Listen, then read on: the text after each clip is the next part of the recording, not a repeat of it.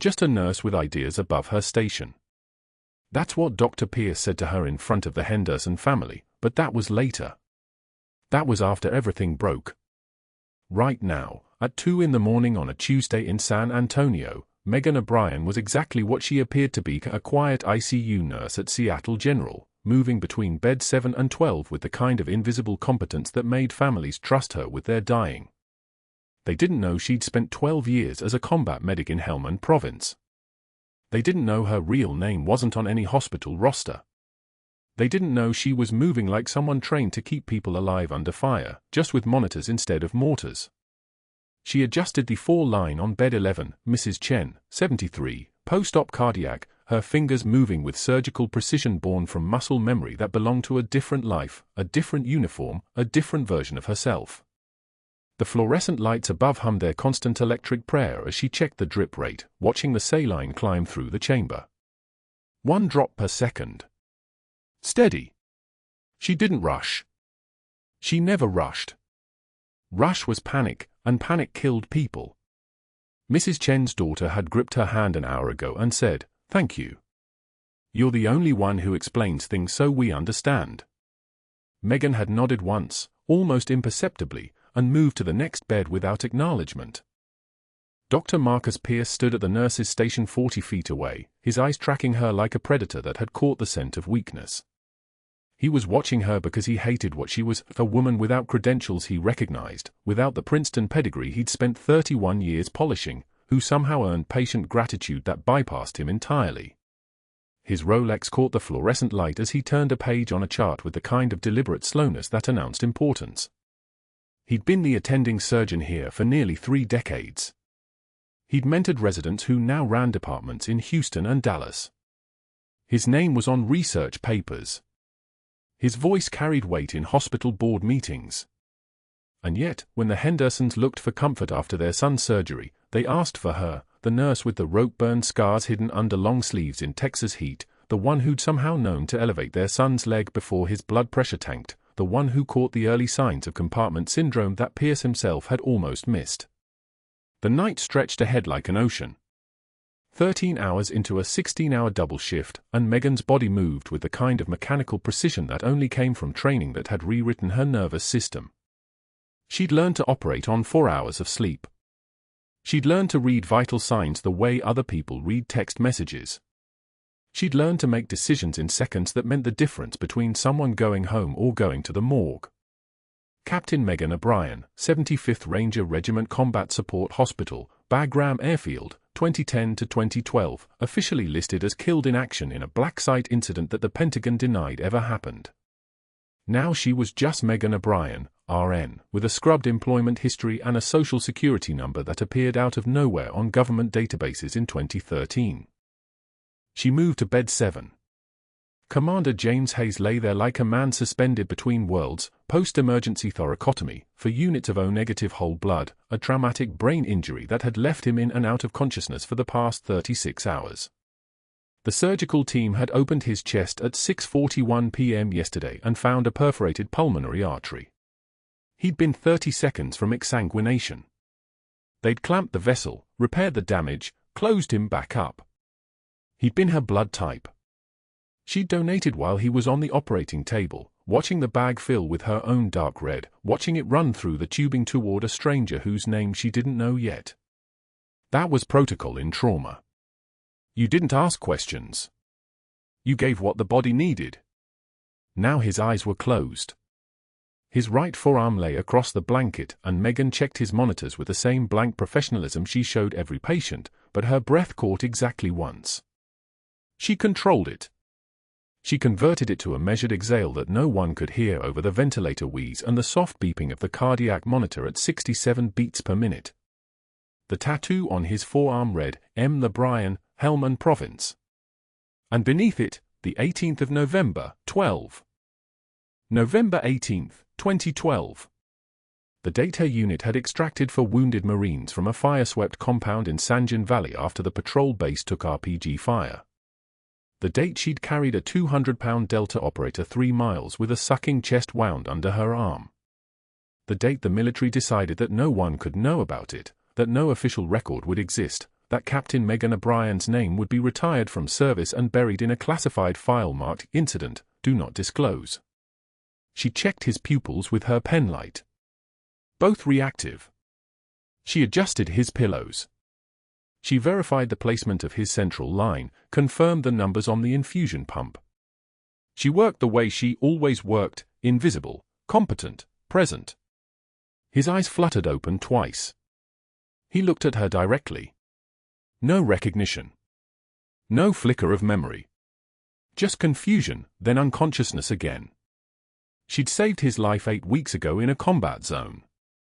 She was saving his life again now with antibiotics and vital sign monitoring and the kind of meticulous care that only came from someone who'd learned medicine not in a classroom but in a forward operating base. She touched the fall line one more time. Stable. Everything was stable. When she turned away from his bed, Dr. Pierce was standing 5 feet behind her. He hadn't made a sound. That was his technique, creating moments where his presence became an intrusion, a violation of space, a reminder that he was watching. He wore a $4,000 suit that hung perfectly on his frame, a man who understood that authority was constructed through appearance. His salt and pepper hair was styled with the precision of someone who spent 90 minutes every Saturday in a chair that cost more than Megan's monthly rent. "How's our Navy officer?" His voice moved like a tank idling in a garage, low, inevitable, impossible to ignore. Stable. Vital signs within normal range. He's starting to rouse. Megan moved toward the supply cart. Maximum politeness. Minimum engagement. She'd learned to speak to him the way one addresses authority in any dangerous environment, with respect that was actually camouflage. "You seem particularly invested in that one." Pierce followed her, his presence an oil slick spreading across water. "Something special about a Navy commander. All patients require complete care, doctor." She opened the cabinet, began checking stock on fresh dressings. Her hands moved with their own logic, independent of her mind, which was busy calculating the number of exits from this section of the ICU and whether she was about to need them. "Of course." Pierce laughed, a sharp sound like breaking glass. "Complete care. That's what I tell the residents to strive for, you know. Completeness. Thoroughness. The kind of approach you learn in medical school." He paused. The pause was the weapon. Not from other training. She didn't respond. Responding meant engaging. Engaging meant giving him the satisfaction of a reaction. She'd learned long ago that silence was the most devastating response to someone who needed to be acknowledged. It left them talking to themselves, which was far more damaging than any comeback. But the tattoo on Commander Hayes' forearm was burning in her peripheral vision like a brand. M. the Brian. November 18th. A date she'd spent 9 years trying to forget, buried under sedatives and security clearances and the kind of official denial that erased you more completely than death ever could. She finished with the supplies and moved toward the medication dispensary on the far end of the unit. Pierce remained at bed 7, reading Hayes' chart with the expression of someone who'd just discovered something troubling. She watched him in the periphery of her vision, the way his jaw tightened, the way his eyes moved across the patient information sheet like he was searching for something. Like he'd found it. At 3:16 a.m., when the ICU finally quieted and the night settled into its deepest rhythm, Megan opened her locker in the break room that emptied whenever she entered. The smell of burnt coffee and stale donuts filled the small space. She pulled out the folded flag from the upper shelf, behind her spare scrubs and the hydration tablets she used to make 16-hour shifts bearable. The triangle of fabric was faded to the color of old bone. It had been folded with military precision, the kind of fold that required both hands moving in perfect synchronization, the kind of fold that turned cloth into symbol. Inside the fold, she could still smell the desert dust, even after 9 years. Even after washing her hands 8,000 times. Marcus Holloway. Petty Officer 2nd Class. Corpsman. Her second in command. Killed by an IED detonated by someone inside the base they trusted. The official report said it was an accident. The military had buried the real story deeper than 6 feet. They'd buried it in classified files. They'd buried it in her. She held the flag for exactly 10 seconds, her only indulgence in grief, and then placed it back on the shelf. When she closed the locker, she was someone else again. Megan the nurse. Megan the quiet one. Megan the woman who kept her eyes down and her hand steady and her past exactly where it belonged, in the past. But Commander James Hayes was in bed 7 with her name tattooed on his arm, and the past had just stopped being past. The patient in bed 4 was thrashing. 78 years old, post-op cardiac, combative and confused, his foreline tearing at the catheter site as he swung wildly at the air. Dr. Pierce stood in the doorway with his arms crossed, already writing orders on his tablet before he'd even finished his assessment. "Sedate him," he said flatly. 2 milligrams midazolam, push it now. Megan was checking the monitor strips, the patient's oxygen saturation dropping, his pupils reactive but slow. She didn't move. His left-sided weakness started 20 minutes ago. And his speech is slurred. We should rule out CVA before we sedate. If it's a stroke, sedation masks the window for intervention. Dr. Pierce's stylus stopped mid-tap. He turned to face her slowly, the kind of slow that makes fluorescent light seem louder. "Excuse me." "Stroke symptoms," Megan said, her voice level as a surgical laser. Facial droop on the left. Slurred speech. Weakness in his extremities. We need a stat CT before sedation. The hallway behind them was empty except for a tech restocking the supply cart. The monitor beeped its mechanical rhythm, indifferent to what was about to happen. "Perhaps you should remember your place, Nurse O'Brien," Dr. Pierce said, his voice dropping into the register he saved for people he'd decided were beneath him. "I don't need a glorified pill pusher second-guessing my medical decisions. Sedate the patient. Now." He didn't raise his voice. That was the thing about Dr. Pierce, he didn't need to. His tone carried the weight of a man who'd never been questioned and had no intention of starting. The superiority in his expression was so complete, so absolute, that it seemed to make the hallway smaller. "Yes, doctor," Megan said. She prepared the syringe with her back to him, drawing 2 milligrams of midazolam from the vial with the kind of precision that comes from muscle memory, the kind that comes from having saved lives when precision was the only thing between someone living and someone dying. But those hands, the hands that had held a soldier's artery closed while helicopters thundered overhead, now pushed medication into and for line because a man with a country club golf handicap had decided that her medical judgment was worth less than his ego. The patient's confusion deepened almost immediately. His thrashing slowed. His eyes went glassy. She documented it. She always documented it. The next morning, when Megan arrived for her shift at 6:44 a.m., the unit board in the break room had a new addition, a formal write-up, printed on Seattle General letterhead, citing insubordination and overstepping scope of practice. Dr. Pierce's signature was at the bottom in the kind of handwriting that looked expensive, the kind that cost extra at private schools. Every nurse who passed through the break room saw it. Every single one. At lunch, Megan sat at the corner table with a sandwich wrapped in foil and a thermos of coffee she'd made at home because the break room coffee tasted like rust and despair. She opened her sandwich, turkey, mustard, no lettuce, and bit into it while reading something on her phone, her posture the posture of someone completely comfortable being alone.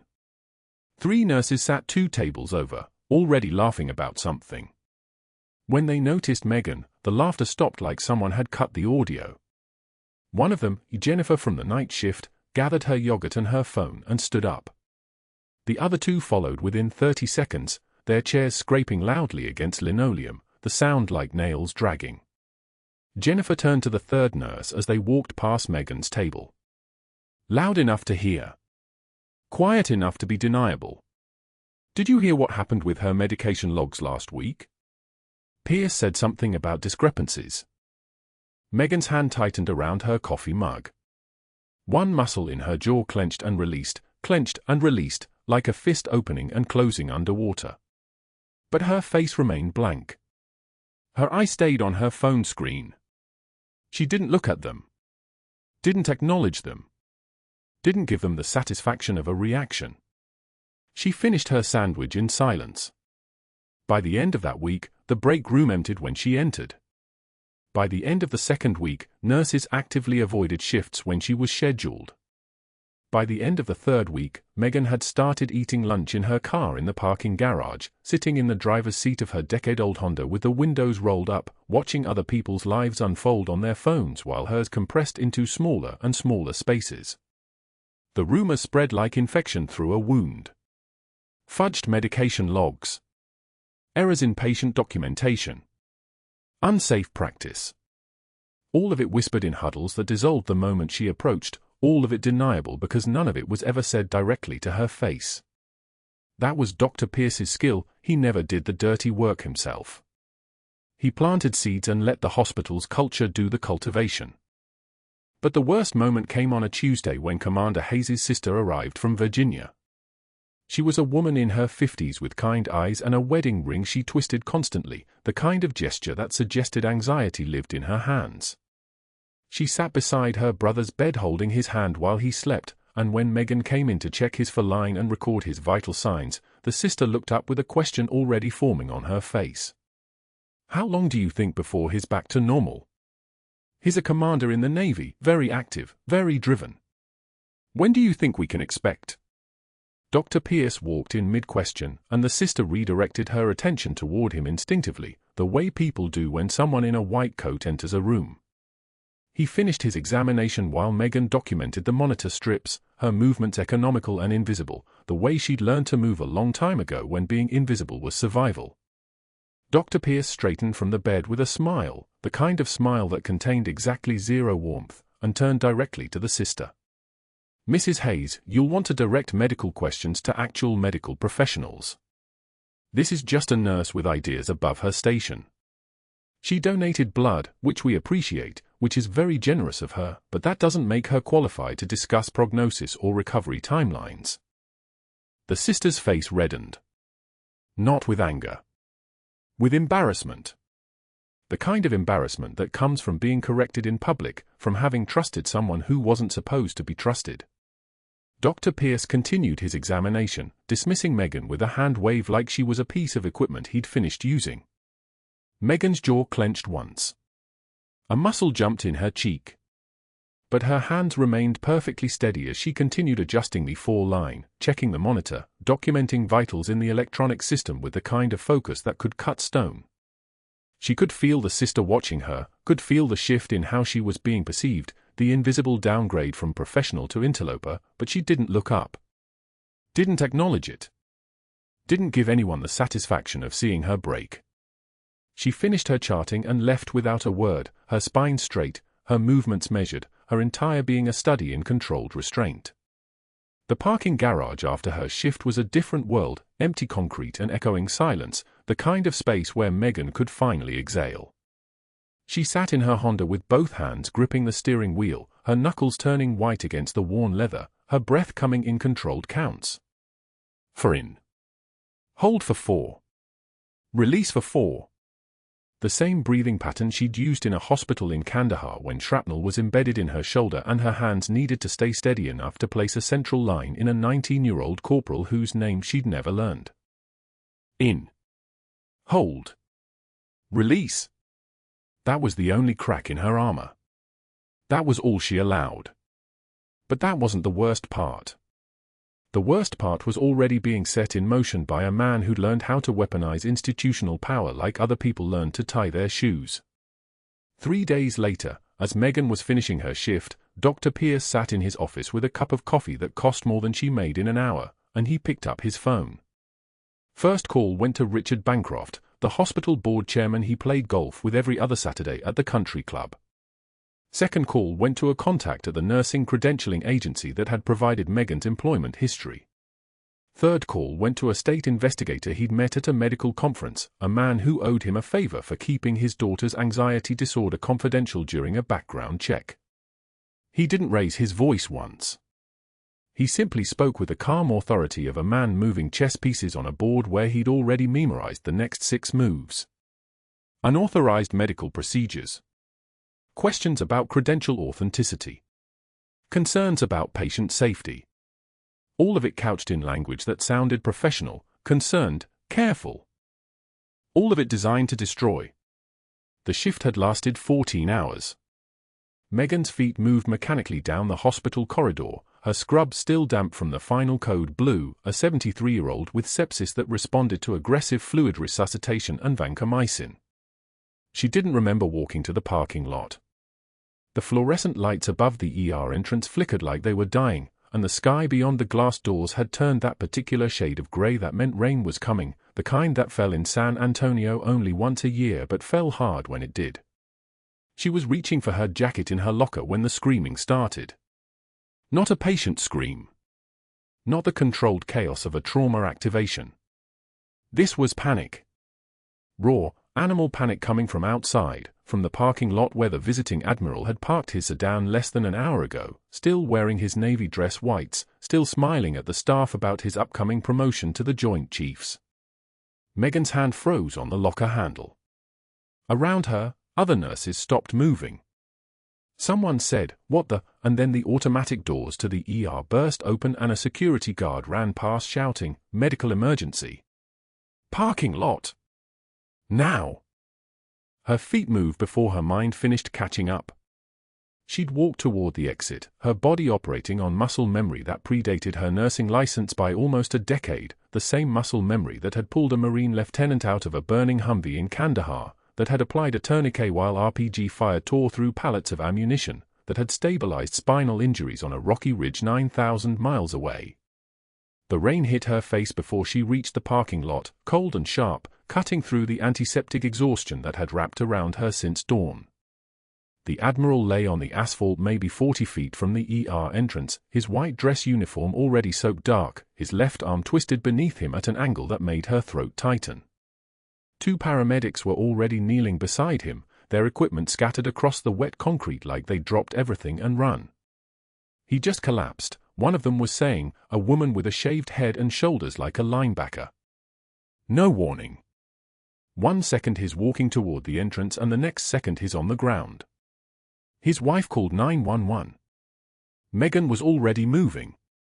12 years of combat medicine didn't erase when you stopped running toward the sound of gunfire, but it also didn't let you walk away from a body on the ground.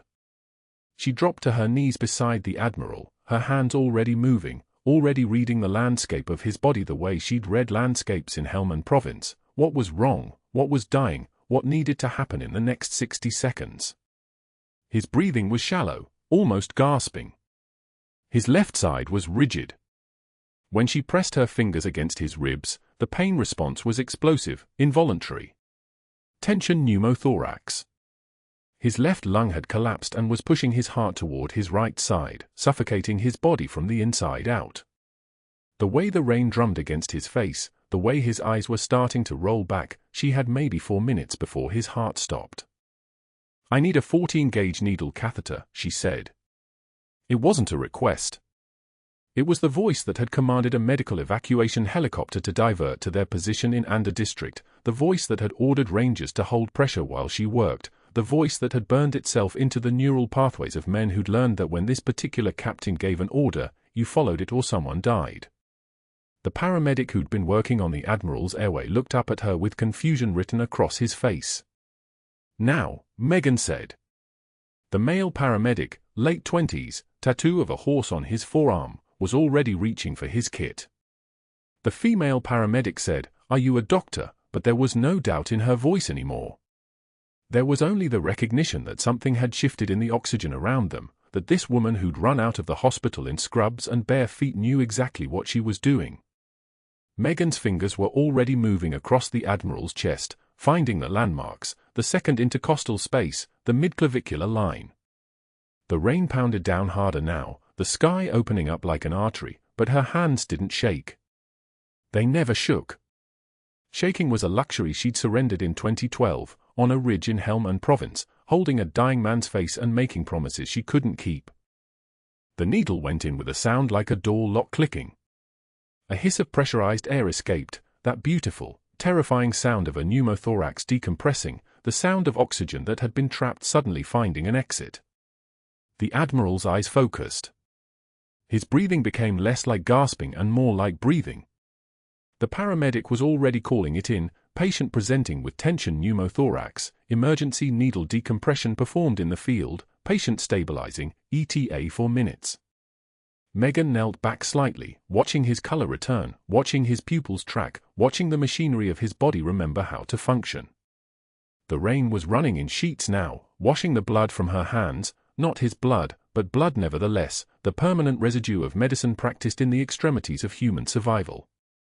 "He needs a chest tube once you're inside," she said to the paramedics, her voice already softening back into the register of a civilian, the voice of someone without authority. "Watch for re-expansion pulmonary edema when the lung comes back. Start him on oxygen and get a line in if you don't have one." The female paramedic was staring at her. Are you military?" "Nurse," Megan said. It was a lie and a truth in the same word. She stood up, her knee soaked, her scrubs dripping, and that's when she saw them. Through the rain, standing under the ER overhang, watching her kneel in the parking lot with a paramedic's catheter in her hand and orders on her tongue like commands from someone with the weight of rank behind them. Dr. Pierce, the hospital CEO who'd walked out to see what the commotion was. 2 of the newer residents. A medical student. And the state investigator who'd been in the hospital for 3 days now, interviewing staff about a nurse whose credentials didn't match anyone's records. The Admiral's eyes found hers as the paramedics lifted him onto a stretcher. "Thank you," he said, and she nodded once, the way you acknowledge someone who's given you an order. He didn't know that she'd seen his tattoo. He didn't know that she'd already identified him, already run the name in her mind and pulled up the briefing from a classified file that was supposed to have been buried with all the others. He didn't know that she'd spent 9 years building a life where she didn't have to remember his face, and then one night shift had erased all of it, his name on a chart, his presence in bed 7, the way his unconscious body had responded to her touch like it recognized something her eyes were forbidden from confirming. She watched the paramedics load him into the ambulance. The siren spun up, that sound like a threat, like a prophecy, like something ending. The rain continued to fall in sheets, and when she turned back toward the hospital, Dr. Pierce had already disappeared inside, already moving, already making the calls. She didn't know it yet, wouldn't know it for another 8 hours, but she'd just ended a man's career by saving his life. Not because the Admiral would tell anyone, but because the man with the golf course network and the 30-year pedigree had finally seen the thing he'd been hunting for. He'd seen evidence that this quiet nurse with the impossible credentials had medical knowledge that went beyond textbooks. He'd seen her give orders to paramedics and watched them obey. He'd seen her diagnose a condition most nurses wouldn't recognize, let alone treat in a parking lot in the rain. He'd seen exactly who she was, or close enough to start making the final calls. Dr. Pierce made his calls before the rain stopped. His office door closed at 1847 hours. His phone, a personal line with a private number kept off the hospital directory, lit up with the names of men he'd cultivated for exactly this moment. Golf partners. Board members. A state senator's cousin who owed him a favor after he'd written a letter of recommendation for her daughter's med school application. The first call lasted 90 seconds. "I need you to activate the ethics review process. Immediately." One of my nurses, former nurse as of tomorrow, performed an unauthorized medical procedure in the parking lot. Field decompression. No training certification on file, no protocol authorization, no attending physician oversight. I have a witness statement from a state investigator who was present. He paused, listening to the response. Yes. That same one. The employment history doesn't check out either. I'm sending you the documentation in an hour. The second call went to the state medical board. He didn't identify himself, just left a message with a woman whose voice was polite and efficient. "This is Dr. Kenneth Pierce from Seattle General. I need to report a potential licensing violation. One of our nurses, employed as Megan O'Brien, and I suspect that's not her legal name, performed what appeared to be an emergency needle decompression on a hospital property without physician authorization. I have reason to believe her credentials may be fraudulent. The hospital is conducting an immediate investigation." The third call was to the private investigator he'd already hired. Pull everything. Full background check. Employment history, references, the agency that placed her. Someone doesn't go from obscurity to working in a major hospital ICU without paperwork. Find the gaps. By 1920, he'd called the agency that had provided Megan's employment verification. A woman answered on the second ring, the same woman who'd conducted Megan's initial screening interview. Her name was Diane Cross, and she worked for a firm called Staffing Solutions International. Dr. Pierce introduced himself with authority, dropping the hospital's name like a credential. I need to verify the employment history of one of your placements. Megan O'Brien. ICU nurse. There are some questions about her background that have come to our attention. He heard typing. A pause. Then, I'm not able to discuss specific client information without a formal request from. There's been an incident. A patient safety incident. I'm the chief of medicine. I need to know if there are any red flags in her file that should have been caught during placement. The typing resumed. Slower this time. When she spoke again, her voice had changed, more guarded, but also more cooperative. There are some notations. Previous employers before her nursing career. The references check out, but there's a gap in her employment history. About 12 years. Before she became a nurse. We chalked it up to child rearing or personal circumstances, but when I cross-referenced her dates of birth. What about them? The math doesn't work. She would have been too young for a 12-year gap if she'd been raising children from birth. And the references from before the gap, they're old contacts, from the military era. But she never listed military service on her application. Dr. Pierce felt something shift in his chest. Not quite triumph. Something more like recognition. Thank you, Ms. Cross. That's very helpful. We'll need to request her full file from your office. He hung up and sat back in his leather chair, fingers steepled beneath his chin. The office was dark except for the glow of his computer screen. Outside, rain continued its assault on the windows. From his third-floor vantage point, he could see the parking lot where she dropped to her knees in the rain and saved an admiral's life. His hands had been shaking when he'd called the investigator who'd been standing nearby. His hands had been shaking because he'd known, in that moment, that he was looking at someone he couldn't touch through normal channels. Someone who didn't fit the boxes his system was designed to trap. So he'd found a different box. At 1400 the next day, security arrived in the ICU. 2 officers, broad-shouldered men in navy uniforms with brass that caught the fluorescent light. They approached the nurse's station where Megan was charting on Commander Hayes's post-op vitals. The unit was crowded, shift change, consultants making rounds, families visiting. Maximum visibility, as intended. Megan O'Brien? The first officer's voice was steady and official. She turned. Her hands remained on the keyboard. Her expression didn't change. I'm Officer Caldwell with hospital security. We need to escort you to HR. You've been terminated, effective immediately. She stood. The movement was smooth and unhurried, the way someone stands when they've already made peace with falling. The second officer handed her an envelope, white, sealed, her name typed precisely in the center. You'll need to surrender your badge, parking pass, and any hospital property in your possession. Megan reached down and pulled a laminate ID from her pocket. A hospital parking pass. She set them both on the desk. Her locker was on the way to the exit. Officer Caldwell walked beside her. Officer Summers walked behind.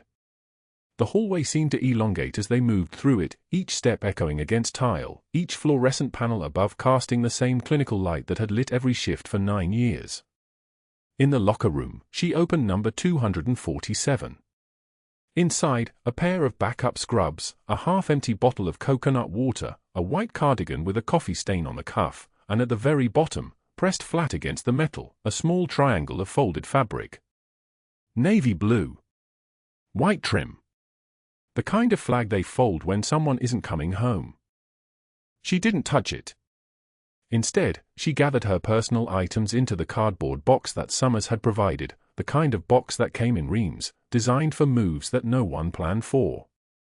A cracked mug that said "World's Okayest Nurse" in fading letters. A dying succulent in a small ceramic pot, its leaves brown and curled despite her promises to remember to water it. She placed the photo of Marcus on top, his face serious in his dress blues, the same frame she'd looked at every shift for 9 years without ever explaining who he was. At the last moment, she picked up the flag. Held it for 3 seconds. Then placed it in the bottom of the box, beneath everything else, beneath where anyone would think to look. "We'll walk you to your car," Officer Caldwell said. It wasn't a request. They moved through the ICU. Colleagues looked away. The colleague she ate lunch with on Thursdays pretended to be absorbed in a medication bottle. The resident she'd taught, the one who'd asked her questions at 3 a.m. when he was terrified and alone, found sudden work at the opposite end of the unit. Commander Hayes watched from his room, his eyes tracking her as she passed. She didn't look at him. The lobby doors opened onto a parking lot that still bore the marks of yesterday's rain. Dark puddles reflected the afternoon sky. Her car was a 2009 Civic with 187,000 miles and a check engine light that had been on for 6 months. She'd never had time to fix it. Officer Caldwell opened the passenger door so she could set the box on the seat. It wasn't gallant. It was procedure. She closed the door with care, not slamming it, not making any gesture that might be interpreted as emotion. She got in the driver's seat. Turned on the ignition. The officers watched until she'd backed out of the space. By 1600, she was sitting at a bus stop on Wurzbach Road as dusk settled across San Antonio like a hand pressing down on the city. The rain had started again, a soft, persistent drizzle that seemed less like weather and more like inevitability. The bus stop had no shelter, just a metal frame and an advertisement for a personal injury attorney. Water dripped from the edge onto her shoulder. She had the cardboard box on her lap. The bottom had begun to soften, moisture seeping up through the corrugated cardboard from the wet concrete beneath the bench. She could feel it, the slow disintegration, the way things fell apart when exposed to water long enough. The mug was still intact. The succulent had shifted slightly, dirt spreading across the bottom of the box like sediment. Marcus's photo remained upright, protected by the other items, his eyes still serious, still looking at something the camera couldn't capture. A bus passed without stopping, its number not matching the route she'd asked about. Brake lights reflected in the puddles, red and distorted, like something bleeding into water. Another bus came 30 minutes later, moving slowly through the rain. This one stopped. The driver looked at her, waiting. She didn't move. The door hissed closed and the bus drove on. Her phone buzzed. A text from a number she'd been avoiding, Ethan. "Mom, where are you? Why aren't you answering?" She typed, "I'm fine." Then deleted it. Typed, "Working late." Deleted that too. Finally sent nothing at all. The box's bottom gave out at 1843. The succulent fell first, its ceramic pot cracking against the wet concrete, dirt spreading across the pavement in a small dark bloom. She watched it without moving. A car passed, its tires splashing muddy water across her scrubs, brown water mixed with road salt, the kind of stain that required hot water and enzyme cleaner to remove. She had a bottle of enzyme cleaner at home. She'd never use it again. By 1900, she was standing at her apartment door with the remains of the box in her arms. The mug had survived. Marcus's photo had survived. The flag had survived, protected by the weight of everything else, undamaged in a way that felt like theft, like she'd stolen something that belonged to someone braver, someone who'd earned the right to be destroyed. Ethan was at the kitchen table when she walked in. 16 years old. Fury in his jaw. The shadow box open on the table in front of him, navy cross visible, the silver star catching the kitchen light like a weapon. "Mom, what happened?" She set the box down carefully on the counter. Her scrubs were still wet. Water dripped from her hair onto the tile. "I was fired." "Why?" "You're the best nurse in that place, everyone says. Because I did something I wasn't authorized to do. To save someone's life." "Yes." He stood up, anger moving through him like current. "Then why didn't you fight? Why didn't you tell them? Why did you just leave?" She looked at the shadow box on the table. At the decorations that proved she'd been someone else, somewhere else, that she'd done things that mattered in ways that nothing could undo or repair. Because sometimes staying alive means staying quiet, Ethan. He stormed out before she could say anything else. His door slammed hard enough to rattle the glasses in the cabinet. She stood alone in the kitchen, still in her damp scrubs, the cardboard box beside her, the folded flag somewhere at the bottom, a blue triangle that smelled like salt and ironing, and the kind of silence that comes after the guns stop firing. Outside, rain continued falling on San Antonio, washing everything clean, proving nothing, changing nothing at all. Ethan's boots echoed on the linoleum before his voice did. 16 years old, shoulders back, a shadow box held in both hands like it weighed more than metal and glass could possibly weigh. He pushed past security. They didn't stop him, they'd been told to expect him, and his shout carried down the corridor with the precision of someone who'd been rehearsed for this moment since dawn. "Mom, they need to see these." His voice didn't crack. It didn't plead. It commanded.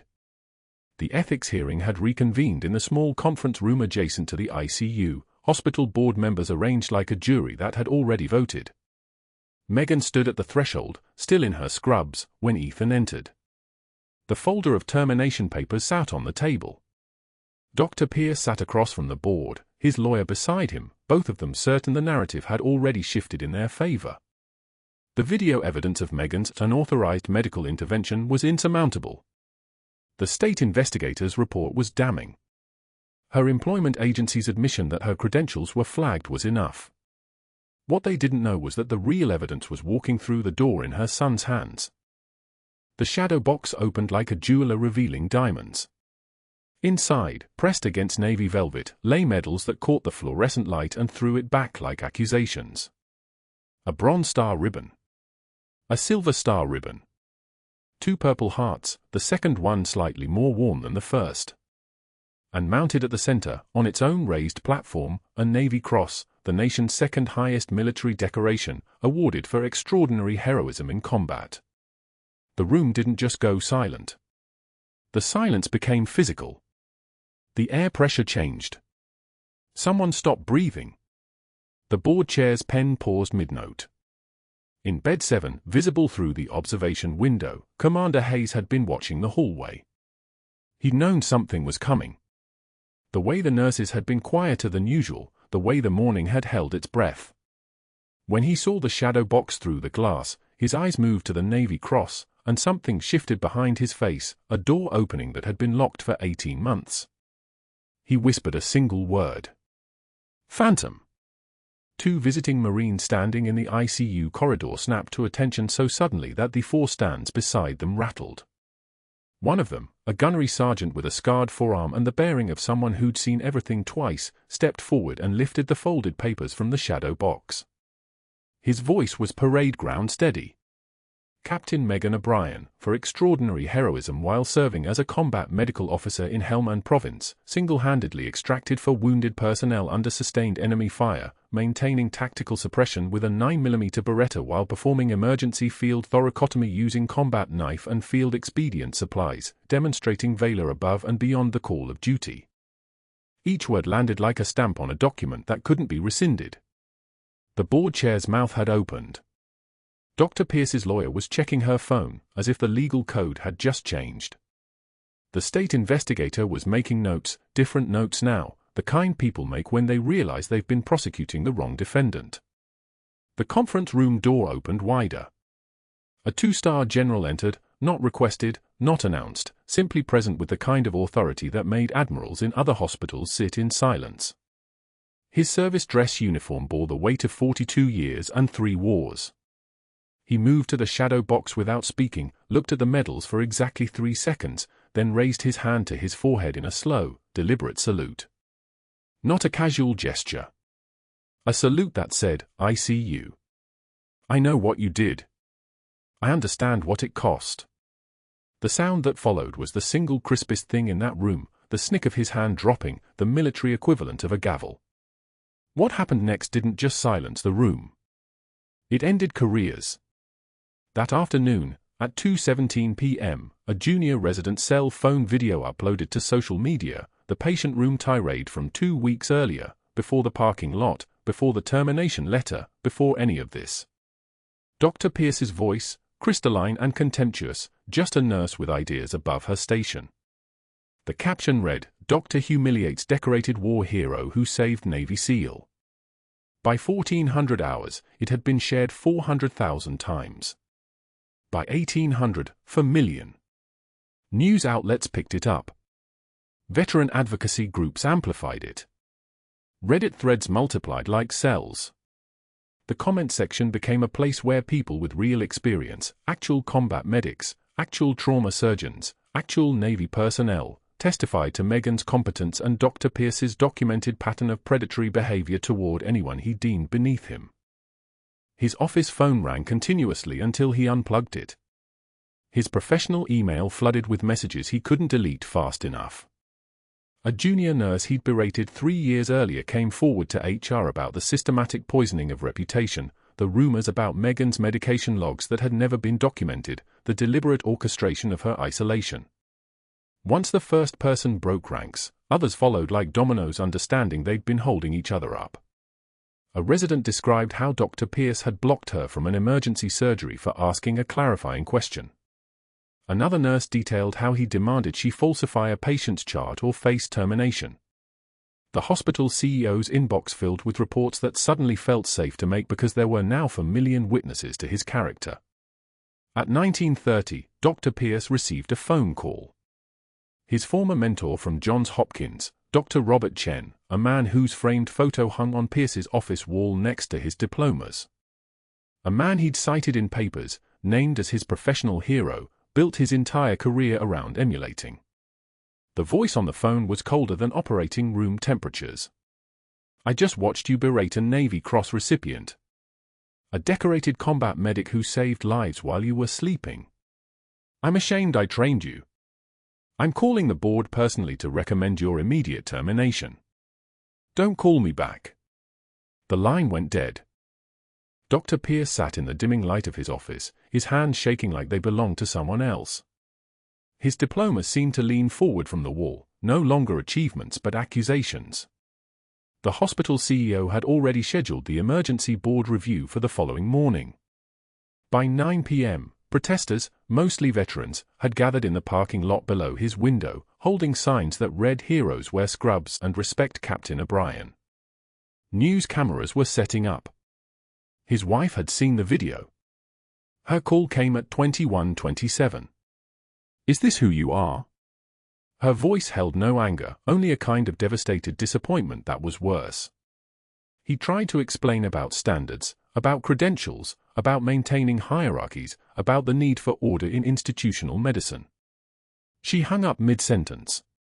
By midnight, formal notice arrived: immediate suspension pending investigation, surrender all hospital credentials at 0800, escorted exit to be conducted. His wife and daughter had already left to her sister's house. He sat alone in the dark watching the video play again, for million strangers now knowing his face, his voice, his contempt. 6 months later, Seattle General's parking lot on a Tuesday morning at 8:15. A medical supply van, generic white, the kind that moves equipment between clinics.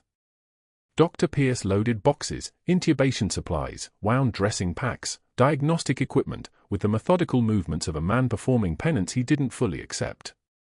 His medical license remained active but functionally useless.